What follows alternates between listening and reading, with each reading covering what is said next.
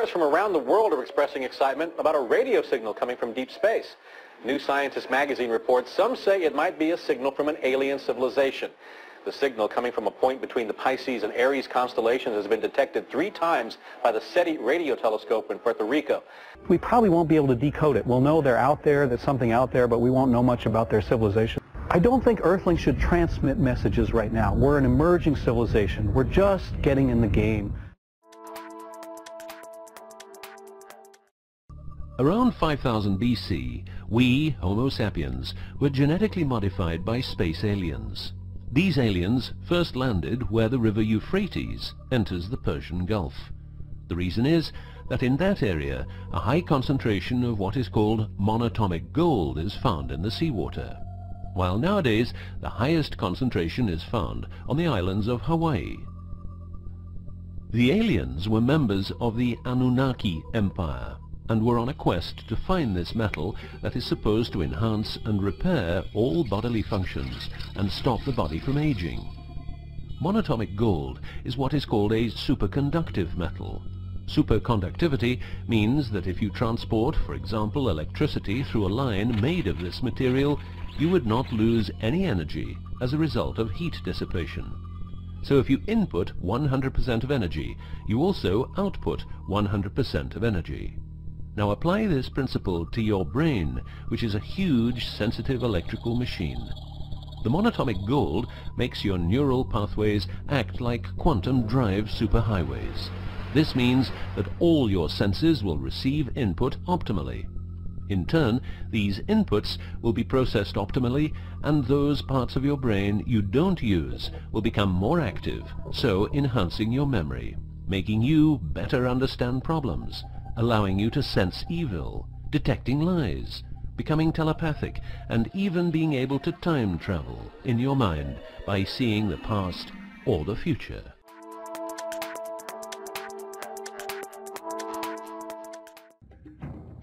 In 1974, the astronomer Carl Sagan composed a message that NASA sent into space from the Arecibo telescope in Puerto Rico. Binary figures which constituted a graphic code presenting key factors about humans and the planet we live on. 27 years later, an identical pattern appears in a crop field right in front of a similar radio telescope. However, on closer inspection, it seemed to show that the code contained some fundamental differences. Sagan's message explained our calculation system, the dominant chemical substances within the elements that create life on Earth, about our DNA code, humans' height and quantity, and that we live on the 3rd planet in our solar system, and lastly a sketch of our radio telescope. The message received described the same calculation system, but that silicon is most dominant in life forms in contrast to carbon. The drawing also clearly shows a humanoid figure with large head in relation to its body.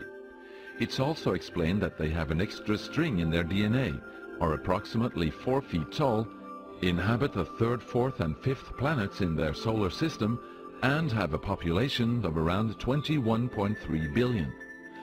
Underneath, the telescope has been replaced by something more complex.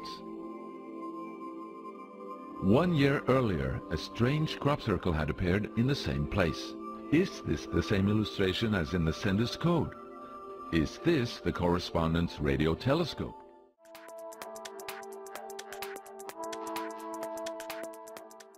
A former Canadian Minister of Defense named Paul Hellyer says that he was given classified information that he claims verifies that the Bilderberg Group and the Illuminati are working with alien extraterrestrials in order to rule planet Earth. And the cabal comprises members of the Three Sisters, the Council on Foreign Relations, the Bilderbergers and the Trilateral Commission, the International Banking Cartel, the Oil Cartel, members of various intelligence organizations, and select members of the military junta, who together have become a shadow government.